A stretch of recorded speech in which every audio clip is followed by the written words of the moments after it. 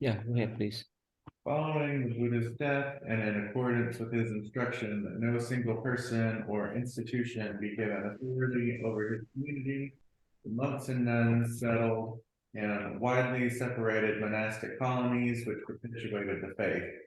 Each settled Sangha evolved a distinctive form of communal life, and those with the aptitude memorized the Buddha's teachings that they had heard. Okay. Do they keep going? No, that's enough. Okay. And just kind of saying that he didn't want it to be like, you know, one person, one other guy after him would run the whole thing. He wanted it to have like the different sanghas to have like their own independence to do things in a way that was organized, but not all under one guy, because that could have been bad. Why is that? Because in Catholic yeah, like in that, like you know, if there was a Pope, yeah, like a pope like figure that could be corrupted and political. but they still survive up to now. They're Yeah, still strong then. yeah. What do you think? Money, money, money. Well, the Sangha is a few centuries older, but yeah, the Catholic Church is also very organized, and they do have one guy in charge more or less, but they've had some big splits over the years, of course, and they've had a lot of bloody wars whenever people have disagreements. Whereas I've never heard of different Buddhist groups having big bloody wars. Never. Yeah. So what do you think with Christian? Good Christian. So which one is better? The horizontal model democracy better, or the vertical one, or the authoritarian one? You don't know. I consider myself an anarchist. So I personally don't believe in authority in that sort of sense that, for me, the idea of authority over me is more or less nonsense. So, yeah, so for me, the equal model is much more in alignment with what I believe in a number of ways. You know, for me, the absolute worst idea is to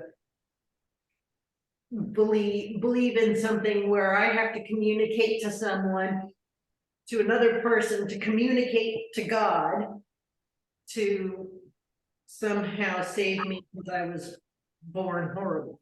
Well, like some of these hierarchies are so complicated too. Like, you know, like the example of the Catholic Church, like, you know, you go to a priest and the priest has a bishop and the bishop has an archbishop, and above the archbishops are the cardinals and then the pope. But it's like a whole Pope's the only corporate ladder, basically. The Pope's the only one that has direct communication with God, right? So sounds like it's not for me. Steven, what do you think about those kind of model nowadays? One is the horizontal model and the Democrats model, and the other one is the vertical one, the authoritarian one from the top down. I'm talking about which one is more applicable in modern age? In modern age, I would feel that it's more of the horizontal is a little bit better because you get more input from everywhere. When you go vertical, if there's something wrong, then everyone is wrong at the same time because you just following that same path. While vertical, you know, there's a lot of way to do correct things that will get you, you know, to the goal or whatever, which I feel that the horizontal is much better. So more fakte. Okay. Yeah, and then how you been, and then you driving, right? Yep, dạ, chào thầy. Dạ con đi học. I take my son to Taekwondo It's okay. every Friday at 7. So I'm Yeah. listening. Yeah. So Ben, what do you feel, Ben? Yeah, I feel that the horizontal way works best because it gives autonomy to the leadership. I'm sure in certain Buddhist sects that there's been some moral wrongs. There's no one perfect. That's what I was thinking. But if you have the autonomy, you can have more of how do you put it, like a relational governance where you want to do good because your friend is doing good, or we look to somebody you know that's our equal, and that's all I got. So in every aspect, whether it's in the religious aspect, right, in the political aspect, right, even in the family model too. Yeah. Hi, Ivan. How you been, Ivan? Can you hear us, Ivan? Yeah. Hi, I can hear you, but I'm driving. Sure, be careful. And then what do you think? We can talk about in every aspect of life, right? We have one horizontal model. This is the Democrat model. Everyone has equal footing. Right, that's one model. Another model is in the vertical line. That's an authoritarian one. That you have to listen from the top down. You have to climb up to the ladder in any circumstances. So, which one do you think and more healthy in modern days? I think that have been tested out maybe thousands of years already. I think not tested out, but they have been practiced thousands of years. A different society, there's always a hierarchical, horizontal, like vertical. But as companies, I work in some companies that are historically have a lot of command and control at the top, and have someone tell you what to do. This person higher than that person, more responsibility and more power and more responsibility. But for my company, I noticed over the years, I worked with this company for 33 years, and over the years, it's been kind of like a yo-yo. It come and go with the cultural and also societal changes. And now, currently, the CEO wants to have lower, flatter organizational structure so that he will be closer to the line, the worker, so that he can relate to, he can appreciate what people do, less of the red tape and less of the structure. So he has only a 7 level. Before we may have 10, 15 level where we don't have a line of sight to who we are accountable for, and so on and so forth. So that's from my perspective on like corporate America. But in society, we have to have some structure. Otherwise, people tend to, it's human nature that we tend to free will, and sometimes free will is good, and sometimes some free will tend to make us make something, if we have no structure, no order, we tend to go astray. So it's good to have some.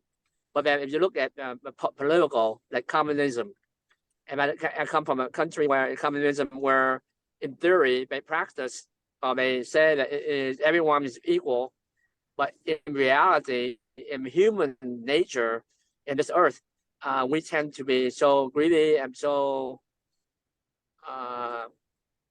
wants everything, and it tends to override that theory of everyone's equal, socially equal, everyone have free share everything equally. Sometimes that's not possible. And we noticed that in the last probably 80 to 100 years, communism as a political system and also as a way of life, it does not work in this life. I would say there's only a few countries that are still truly not even truly communism. They tend to work toward that, but in theory, they say communism, but they are actually act at dictatorship more so than communism.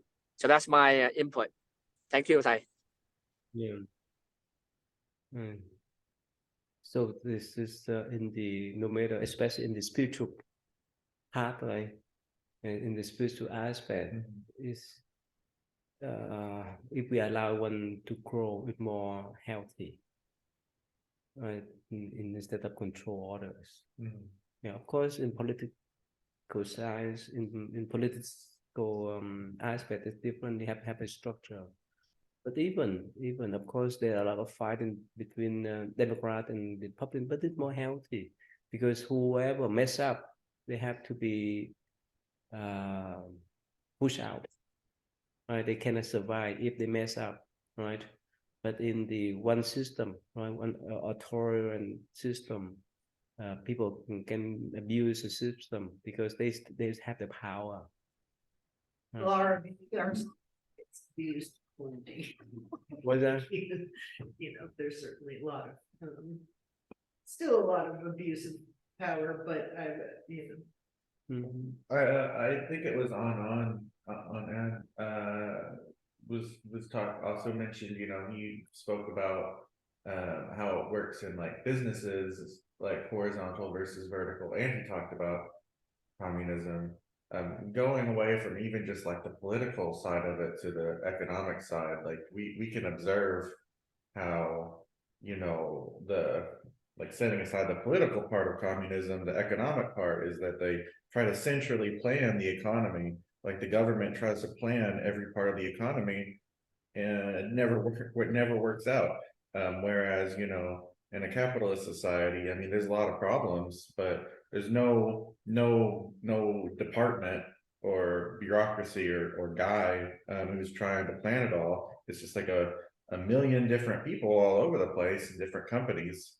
And, you know, that's, you know, kind of a horizontal model because there's not one guy who's trying to do it all. And it's not even all just one party or one team. It's like a bunch of competing people or collaborating people or people with different plans and agendas, and it all actually functions better than if it was one thing on paper. Well, but still, yeah, I mean, yeah, more or less. Yeah. That's why that structure more or less works, is because they've made monopolies really difficult. So they have that rules, right? They don't In allow. theory, it can't be a monopoly, but don't tell that to LG&E. Or Google. Yeah. The big one, huh? But technically it's supposed to be designed in a way that I also thought it can't get that. So when, let's say when is that American airline and which one merged together for the last few years? I don't know, was it United? No, not United. Yeah, I forgot. I don't. But now even in the phone business, right? They talk about Sprint that merged with some company, right? Anyway, so they have that rules of manipulation, but still, again, they have some rules too. They have some rules for the, you know, the SEC, right? FCC, yeah. They have the rules, especially they have that kind of more to control or to oversee those type of stock bonds. An example from a totally different part of life, like in biology, mushrooms are like one of the hardest things to kill. Like the part of the mushroom that we pick to eat is only a small part, and like the rest of the organism is like underground, and it's fine. It's super hard to kill mushrooms, and that's because they're also kind of horizontally organized. They just spread out and they don't really have a brain. They just do their thing. I don't know. They can recognize their offspring. Yeah, but they're intelligent. They're intelligent, but they don't have like one central brain. They're like spread out. I think that's interesting. So here, that's why in Buddhism you can see that, like even the local temple here, we respect each other with we grow by ourselves independently. Yeah. Sometimes, especially during the New Year, we get to go there and say hi. That's enough. So if we can work with them well, that's great. We can do by ourselves and vice versa. So we have that kind of respect. We have that type of independent growth. I mean, there's no limitation. Of course, if they go out the line, that be distinguished by themselves. Okay, so can you please? Buddhist textual sources generally agree that one or more Buddhist councils met during the first 2 or 3 centuries following the Buddha's death, although they disagree where and when these meetings occurred and who attended. There is a widespread agreement that communal recitation of the Buddhist teaching was held in Rajagriha, modern Rajagriha, soon after his death. According to Theravada tradition, the council consisted of 500 arhats, including Inanda, who gained enlightenment on the eve of the meeting. There are also accounts of the second meeting, roughly a century later, this time by Kali, when a division occurred within the Sangha, perhaps owing to a dispute over disciplinary issues, although disagreements over the status of arhats are also attested. This resulted in the emergence of 2 lines of the ordination. How do you swap? Savira. Savira elders and Mahasangya, Great Assembly. These groups later divided further into a number of different communities or schools. This is okay. That's enough. Yeah, please. So there wasn't a lot of writing going on then, so there is some dispute exactly where, when, and who was there, but there are some certain amount of agreements that consisted of the 500 arhats. And then there was a second division in the Sangha, because I guess there was some sort of disagreement over how to discipline the rules, and so then that's where you had the elders and the Mahasangika.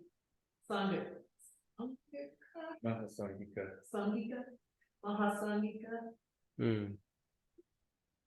And then I guess later on they just kept It's called around 18 books. Yeah, this is probably where the split between Theravada and Mahayana started. Is at that point. Yeah. So I remember we learned that the Buddha was cremated, right?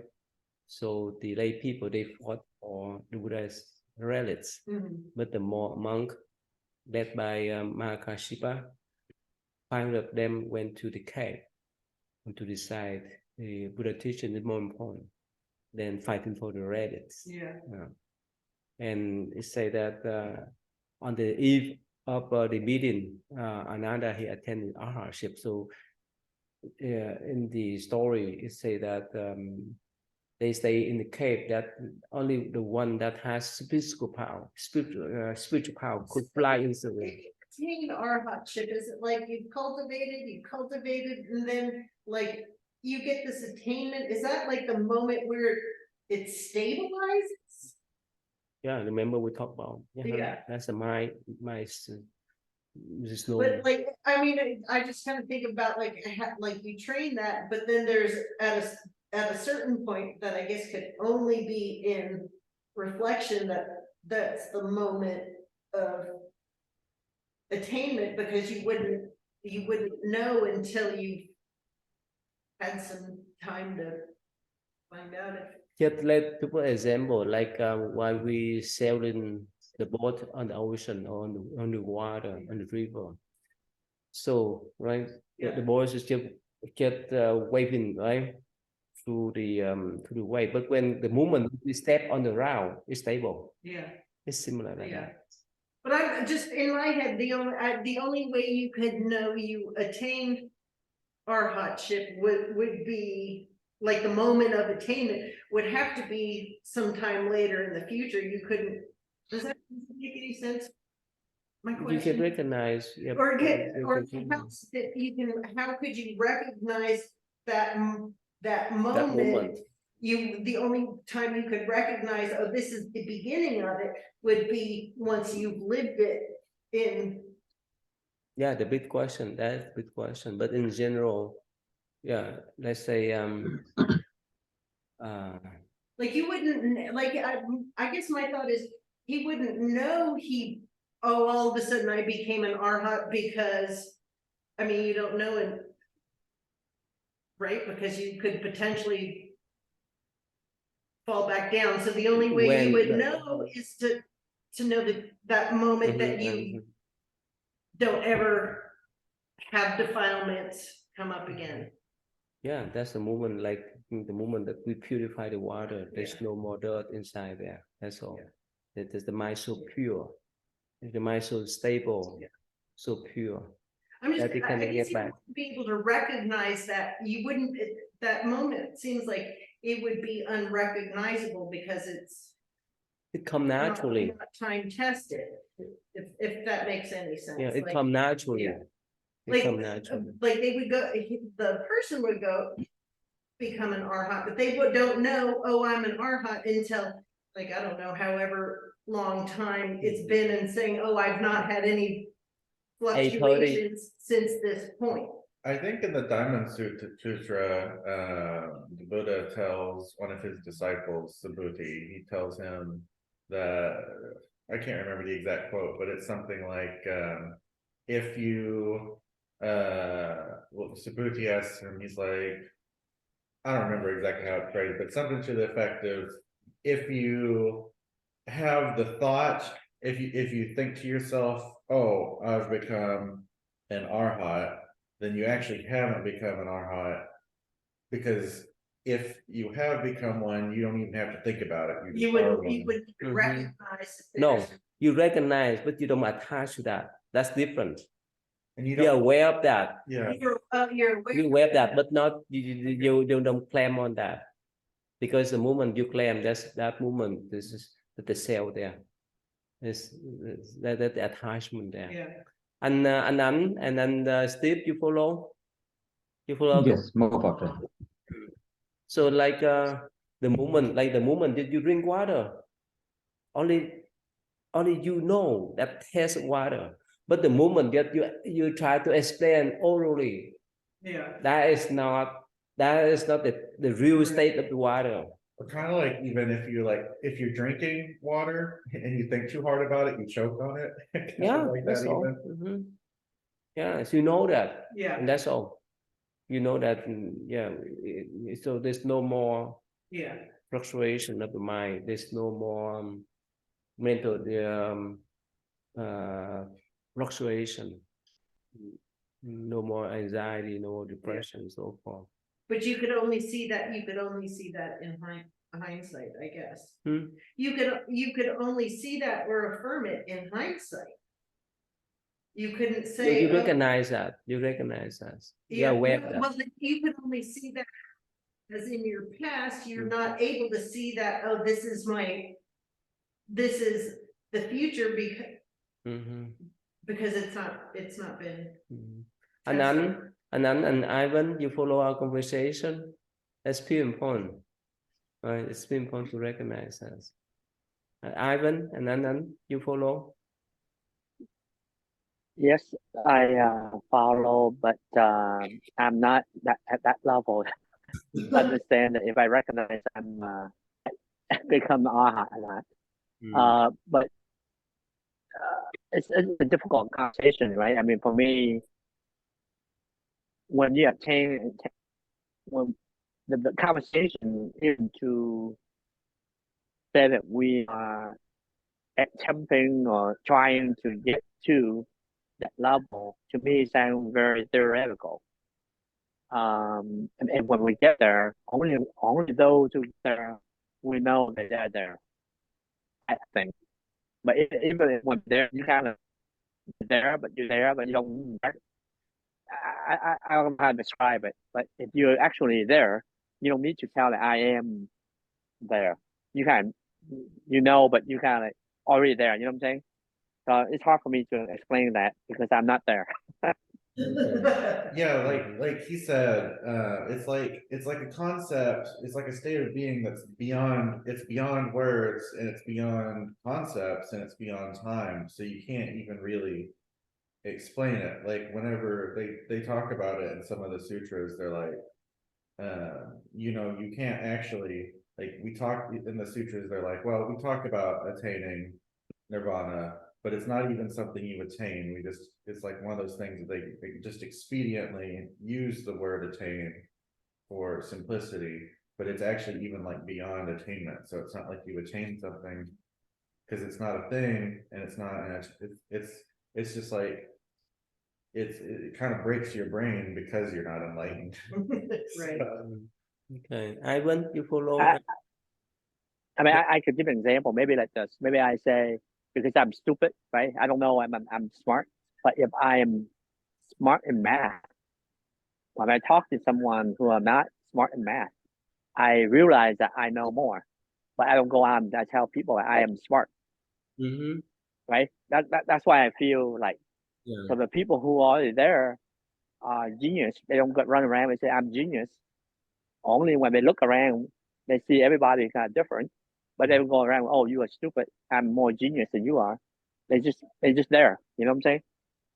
The moment that we put in word, the moment that we express or read, as that is not our true mind.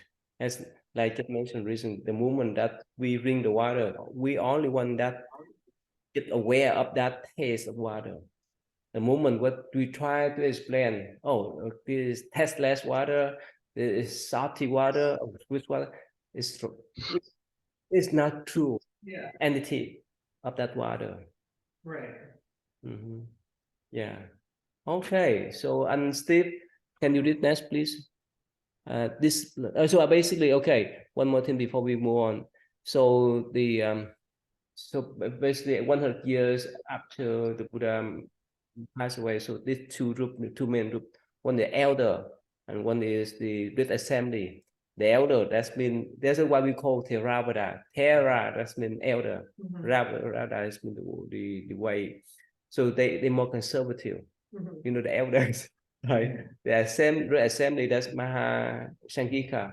They're more liberal. That's why it spread to China and so forth. That's why we have that kind of Mahayana tradition. Yeah. All right, yeah, go ahead and Steve, please.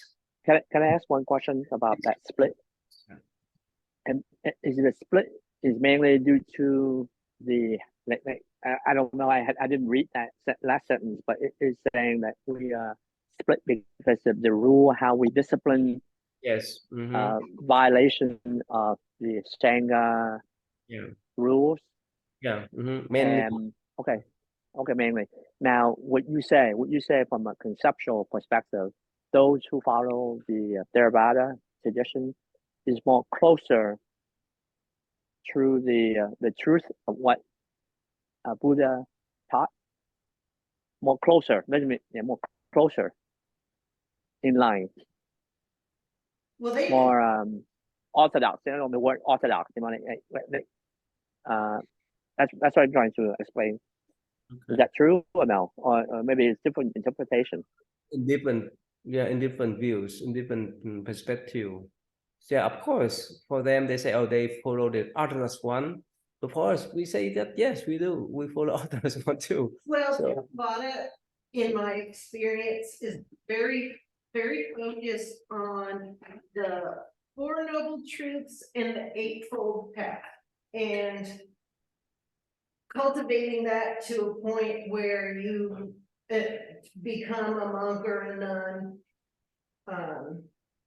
It's and the lay people, of course, they learn about it, but it's just really to serve the people that are planning to, you know, the monks and the nuns, but it's very specifically on the Pali Canon, and really the focus is just really deep into that Eightfold Path. Here, let's say, take one example, not about China, not about Tibet. So if we follow, let's say, follow the way the Buddha, so for the monk, we're supposed to go out, beg for food. How cold is it out there? That's so simple. Yeah. So that means this is inapplicable in the cold area. Yeah. So that's why Mahayana is more adaptable for other people that's not in, that don't live in the tropical area, countries. Otherwise, Buddhism would not spread. It get died out. It get limited into that kind of region, tropical area, and Southeast Asia country, and the rest. Who gonna spread more? There's so much limitation. That is one example. Limited. The Theravada tradition is very limited. Like, it has very little cultural flexibility in it. Yeah, I don't think that they're actually closer to the Buddha's original teachings, because part of the Buddha's original teaching is that, you know, that the Dharma should be able to adapt for different people, and that, you know, there's like a middle path. So I don't think that the Theravada view that they should be as strict and that they should be as focused on the monastics is correct. Like they assert that they're older and they're closer to the Buddha's teachings, and I obviously wouldn't disagree with them and to their own temple. Yeah.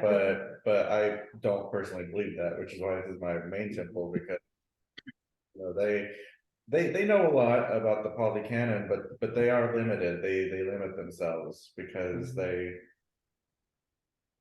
and I think part of it is because, you know, so much the Theravada tradition is focused on, you know, the monks and not the community. And that's something that Ty has talked about in a lot of our previous lessons, is how in Mahayana, the monks serve the community, but in Theravada, it's more like the community serves the monks.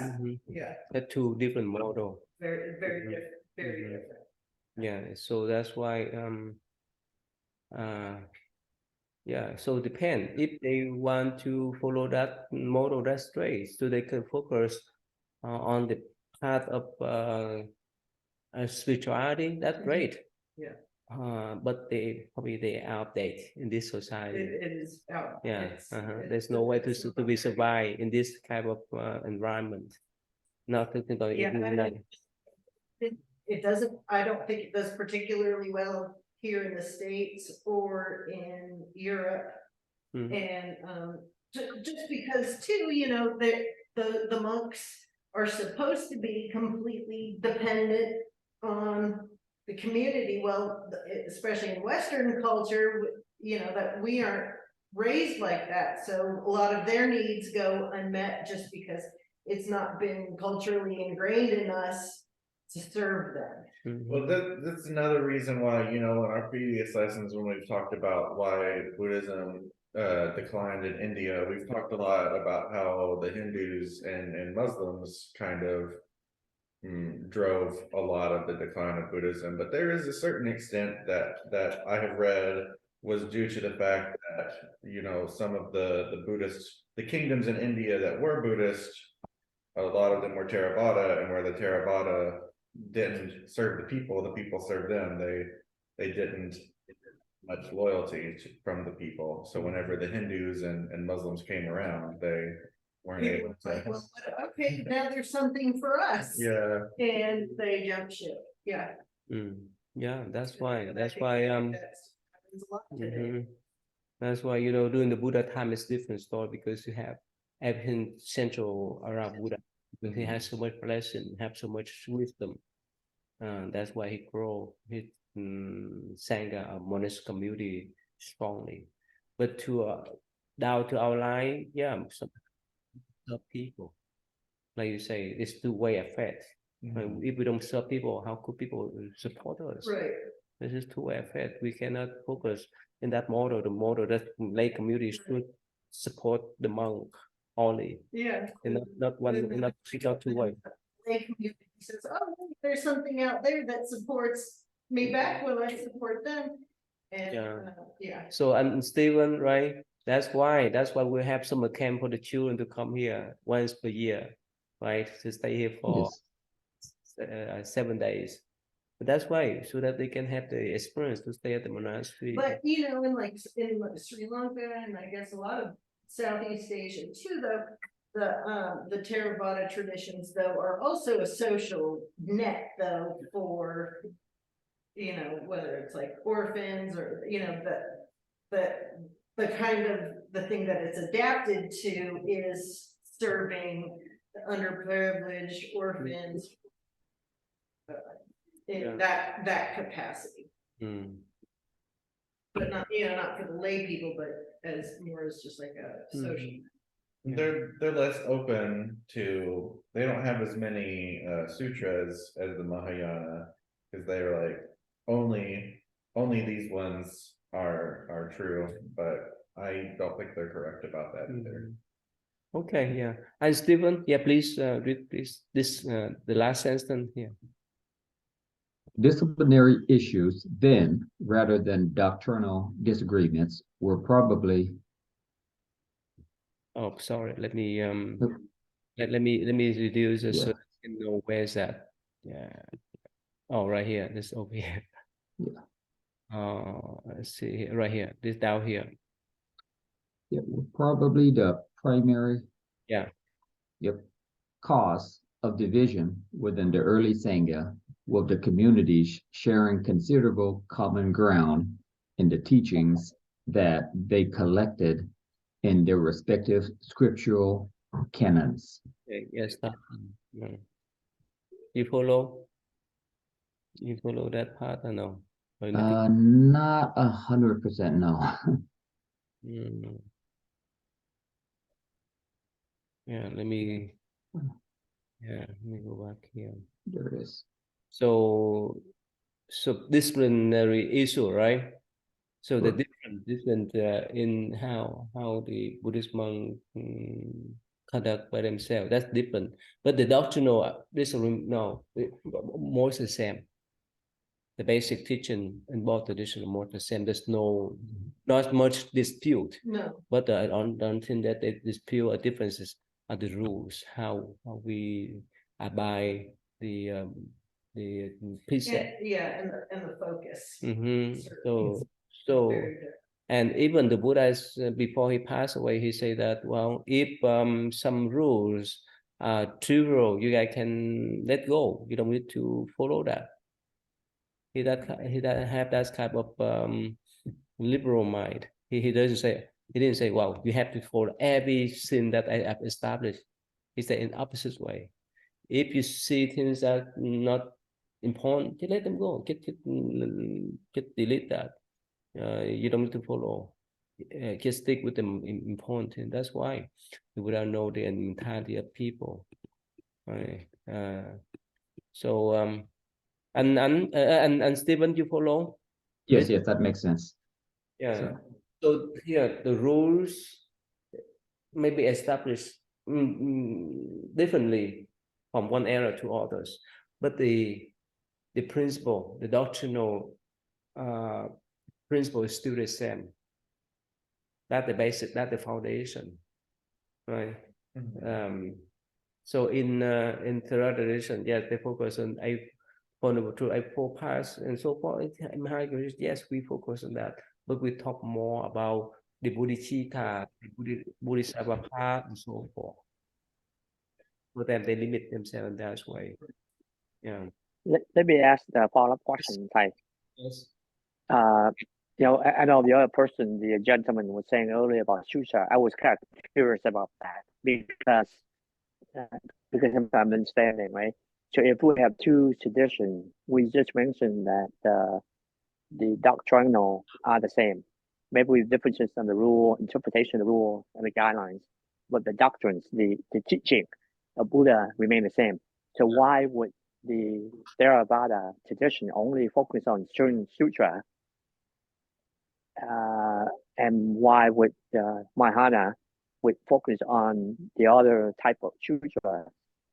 Is it because Theravada does not believe or recognize certain tradition, that's why they don't focus on it?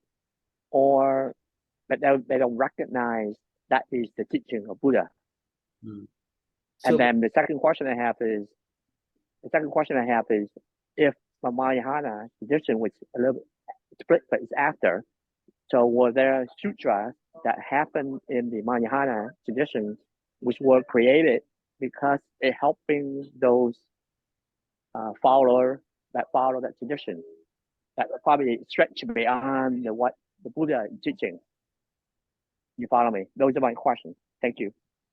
so go back to the first question. Yes. So the two set up Mahayana Theravada Canyon, what they call Tripitakas. The basic set are the same. So the Pali one is still inside the Mahayana Canyon, but Mahayana tradition is more it put more liberation or elaboration about those type of teaching. You follow me, Anand? Right? So this they're not different, but Mahayana tradition is just more elaboration, more explanation of that type of Pali Canyon that come from Theravada tradition in general. You follow, Anand? Yes. So it's an elaboration, more detail. One is stick with the principle, right? Another one try to elaborate, try to explain those kind of principle. Okay. Liberal sense. For example, let's say we will talk more about that. Let's say, okay, in Theravada tradition, they say, okay, monk, not supposed to cook. The only thing that they can do is to go out and beg for food. That's all, period. Look here, can we survive? No way. You follow me, Anand? In this type of society, in this type of in the cold era, there's no way for us to survive. If we walk on the street and beg for food, and we'll be died out soon. Yeah. You understand, Anand? So that's one of Yes. Yes. you see that? Right. So the Theravada monk, yes, they depend mostly on the lay people. Of course, for us, we depend on the support of the community, community or lay people too, but in different ways. Right. And we serve more people. We step out of the shell to serve all the people, the communities, while we do the practice. That is one of the elaboration of Buddha teaching. It makes sense, Anand? You follow? Yes. I understand. The other thing I also heard then is in the Mahayana tradition, we're trying to help others to climb up the path, the same mountains. The mountain's very steep and tall. We all help the whole community trying to get there. Versus the other tradition, you yourself, you and only yourself can help but help get you there, rather than someone else help you get there. Yeah. Well, I feel like this is a pretty good illustration. So, I talk to a lot of Theravada monks about whatever my personal life, and one of the repeated bits of condolence I get is, you come into this world alone and you leave this world alone.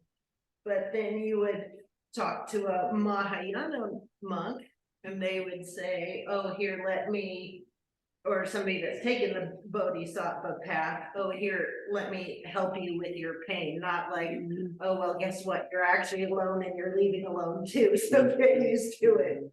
Well, like one of the big differences is, they always say that, whenever the Buddha leaves dies, or whenever an enlightened person dies, you know, they're gone and they don't help anybody else. But in the Mahayana, we believe that they still can help and come help.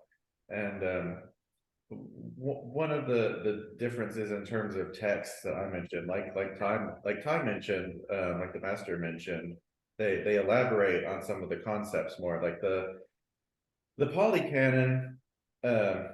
If I could take a minute to be a little bit of a language nerd, but there was two languages in ancient India that are a lot of suttas and sutras are written in, Pali and Sanskrit.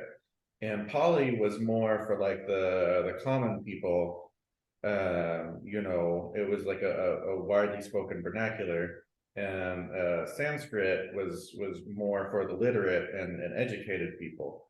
So that's whenever a lot of the Theravadas only believe in the Pali ones, and the Pali ones are really simple and down to earth, for better or worse.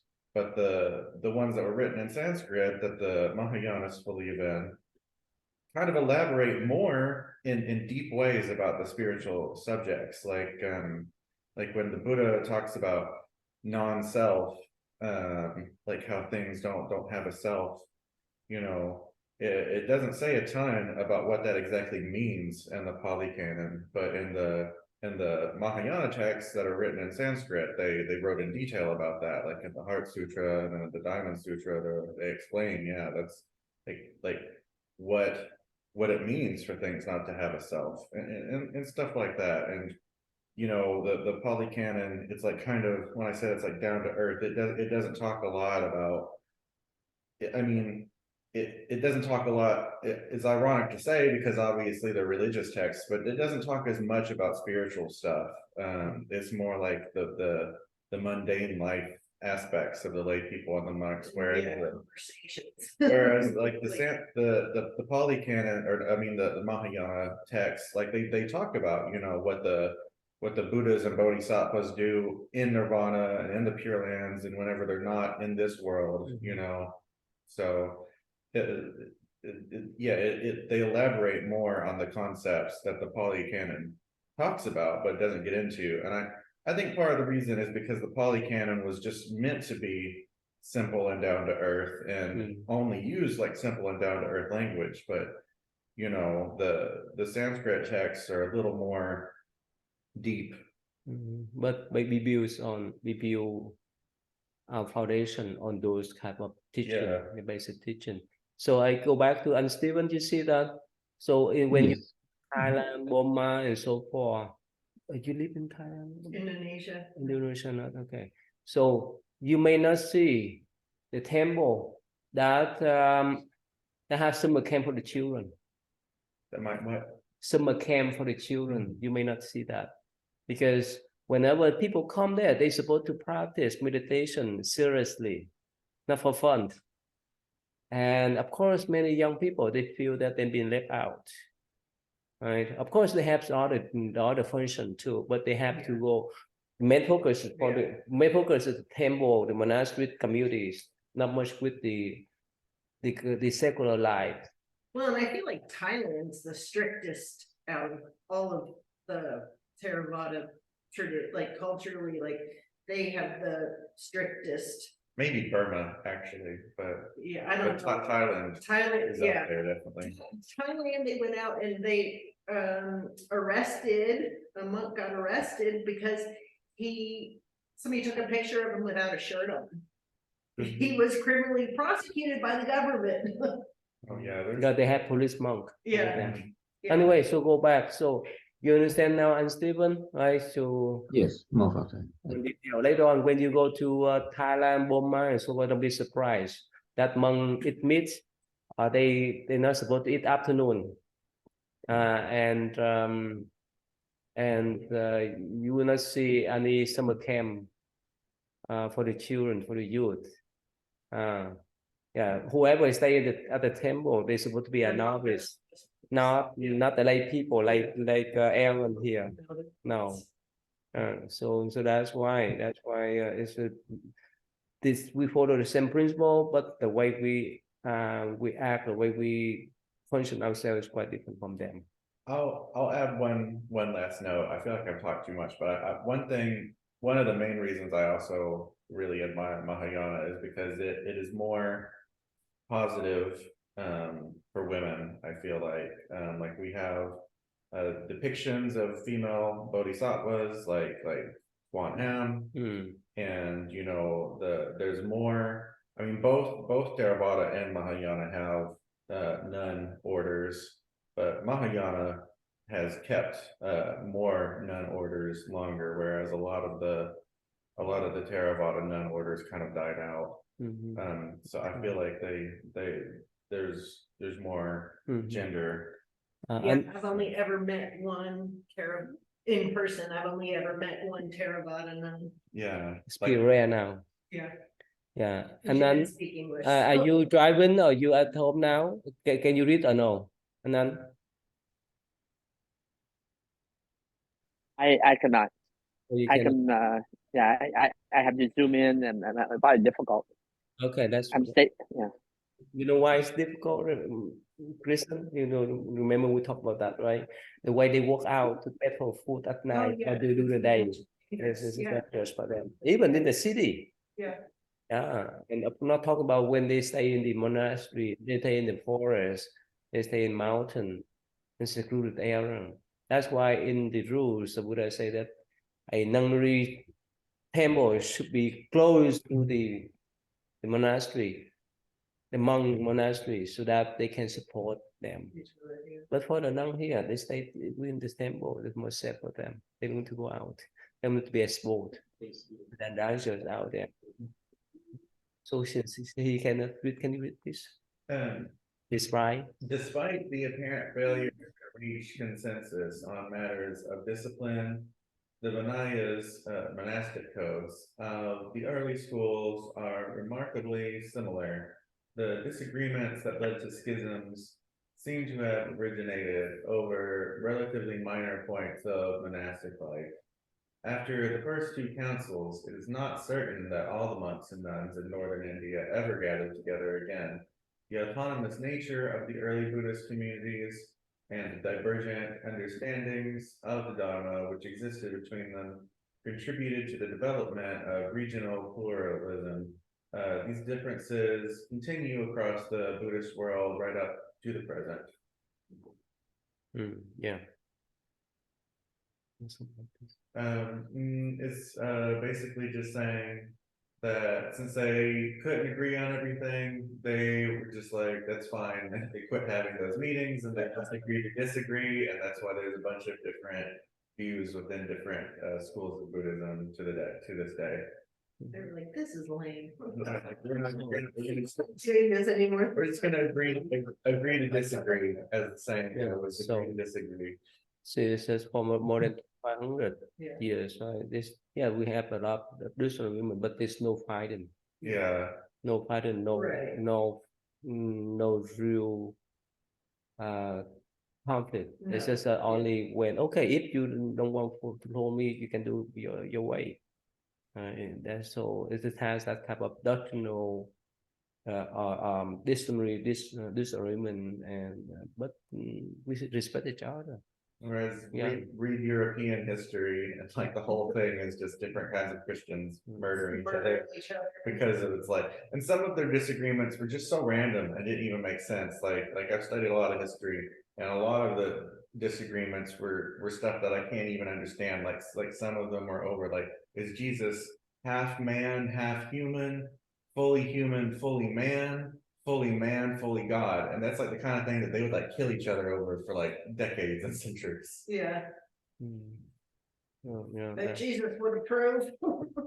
That's why, because we base both the tradition based on the first precept, right? First, no killing. Yeah, that's just so serious. Do Buddhists use the word ahimsa? Yeah, kind of ahimsa too, non-violence. But it's ahimsa isn't necessarily Buddhist, right? It is just all like non-violent. Jainism, Hinduism, they use that word too. Non-violent approach. Yeah, that's why if whoever step out of the boundary, step out or step over that red light, we don't consider themselves as Buddhists though, because they go against the Buddhist principle of violence, of non-violence. Not hurt, Yeah.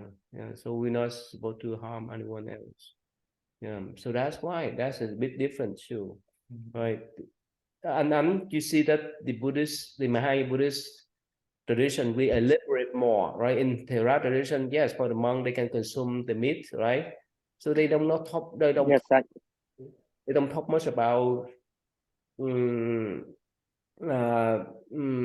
protecting the life, Yeah, right? they can consume the meat, but they can't like kill it themselves. They can't kill, but They can't kill it, but they can eat it.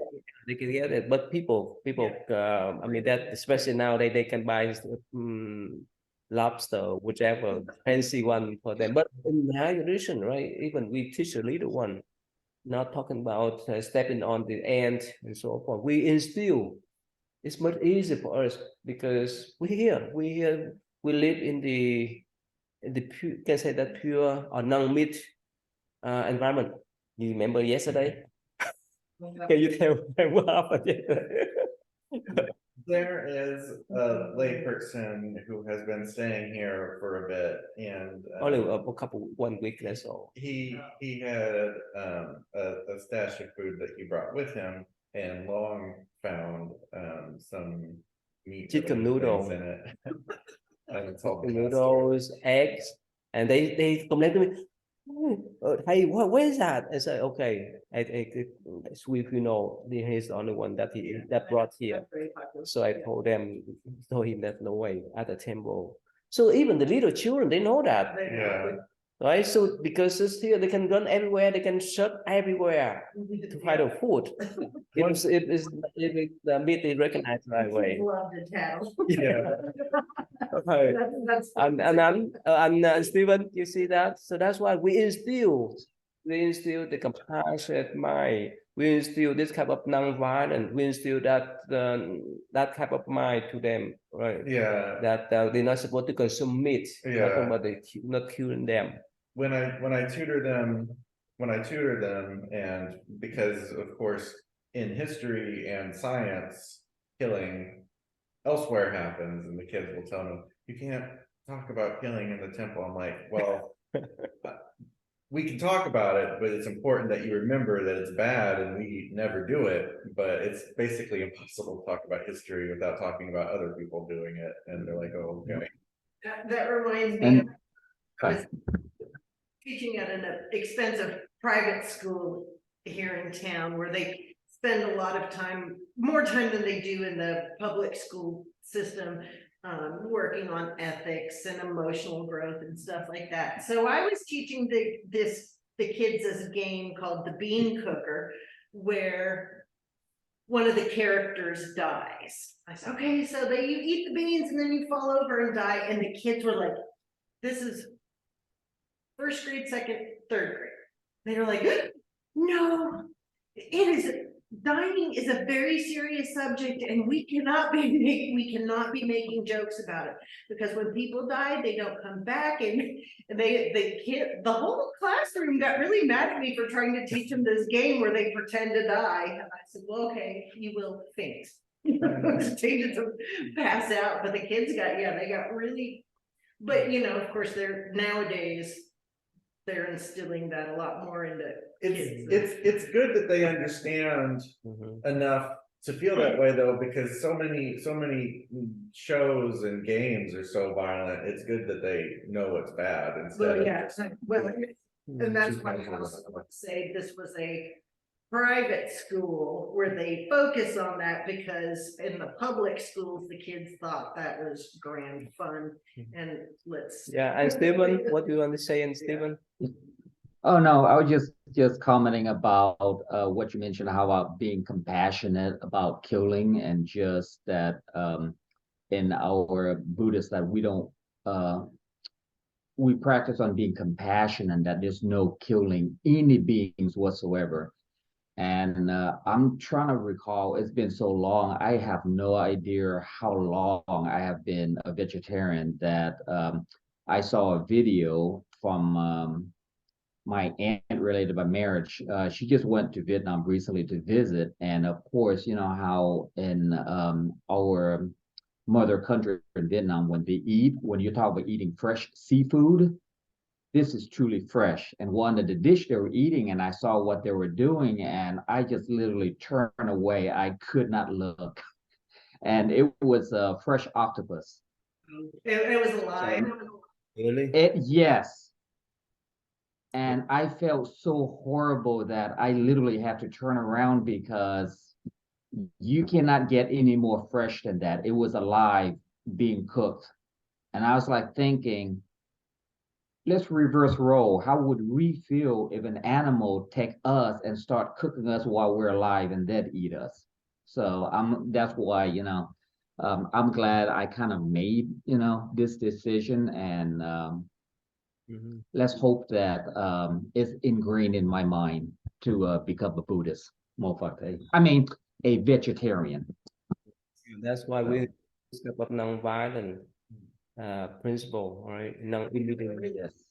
Story about eating live food, and I'll try not to make it too gory.